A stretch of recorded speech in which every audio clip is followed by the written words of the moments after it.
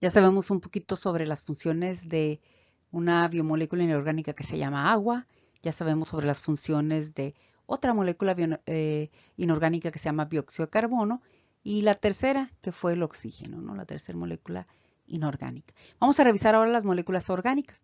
Tenemos a los carbohidratos, tenemos a los lípidos, tenemos a los ácidos nucleicos, tenemos a los nucleótidos, tenemos a los aminoácidos y tenemos a las proteínas.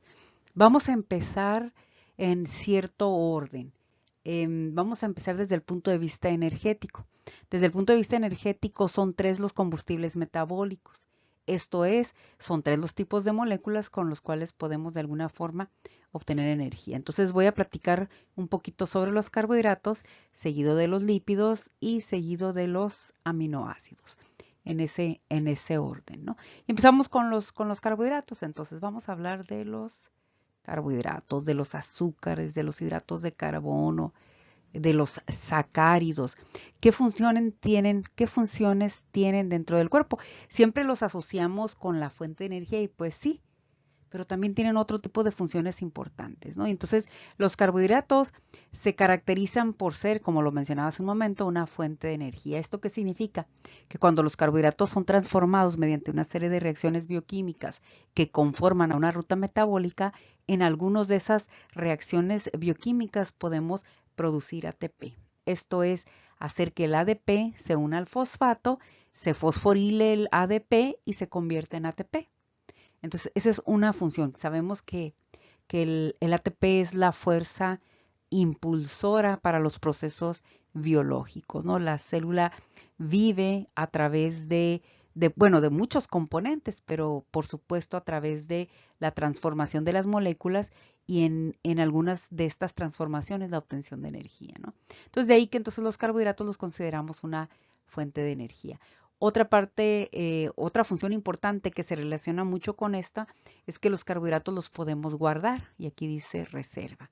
No podemos guardar la energía, no se puede almacenar, pero sí podemos almacenar aquellas moléculas que tienen funciones de combustibles metabólicos. Entonces, los carbohidratos los podemos guardar en la mayor parte de los tejidos y una vez que necesitamos movilizarlos de ahí o necesitamos obtener energía, pues los podemos movilizar y hacer que se transformen en una ruta metabólica y que se realice o que se lleve a cabo la fosforilación de la ADP, en consecuencia la producción de ATP. Entonces aquí ya tenemos dos funciones.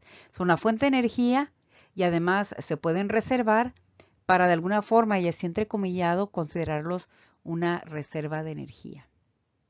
Otro punto importante de los carbohidratos es que son una fuente de intermediarios. Aquí voy a dar un ejemplo muy sencillo, ¿no? El carbohidrato que seguramente más conocemos o que más conocen es la glucosa. Y la vía metabólica por la cual se transforma la glucosa también la conocen muy bien y es la glucólisis. Bueno, la glucólisis, además de que se produce ATP, sus metabolitos son moléculas que podemos utilizar en otras vías metabólicas. Por ejemplo, en la glucólisis obtenemos glucosa 6-fosfato y la glucosa 6-fosfato me sirve para alimentar una vía que se llama vía de las hexosas monofosfato, ¿sí?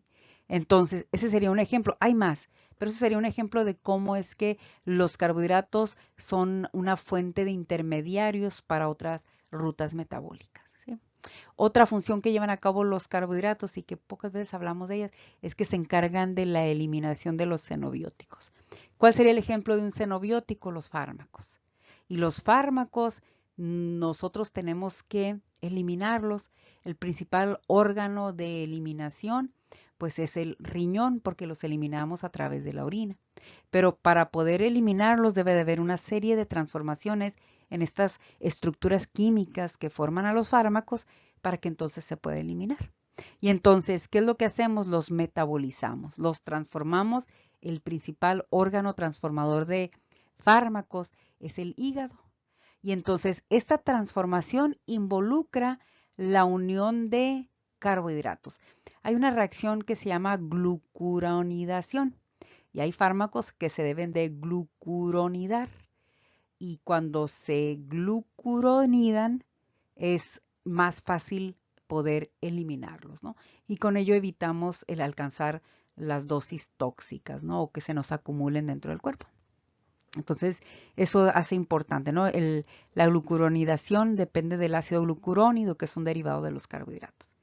¿Qué otra función tienen los carbohidratos? Pues son componentes de nucleótidos. ¿Qué son los nucleótidos? Son los bloques que forman a los ácidos nucleicos. Y los bloques que forman a los ácidos nucleicos, o sea, los nucleótidos, tienen 3 componentes. Una base nitrogenada, poseen un azúcar y pueden poseer 1, 2 o hasta 3 fosfatos. El azúcar de los nucleótidos es una pentosa, o sea que es un azúcar de 5 carbonos. Y sabemos que hay 2 tipos de nucleótidos en función del azúcar que contienen o en función de la pentosa que contienen. Esto es la ribosa, los nucleótidos de ribosa y los nucleótidos de desoxirribosa. Tanto ribosa como desoxirribosa pues son carbohidratos. Y entonces ahí hay una función importante. Y la última que tengo aquí es que son parte de la estructura de la membrana. Recuerden que las membranas son una bicapa de fosfolípidos que pueden tener moléculas de colesterol, que poseen proteínas sobre una de las caras o pueden tener proteínas que atraviesen toda la membrana, que serían las proteínas integrales.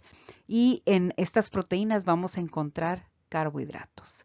Y esto le da la capacidad a esa membrana de reconocer, le da la capacidad de generar respuestas, por ejemplo, de tipo inmunológico, y entonces pues vemos que los carbohidratos también participan en estas funciones.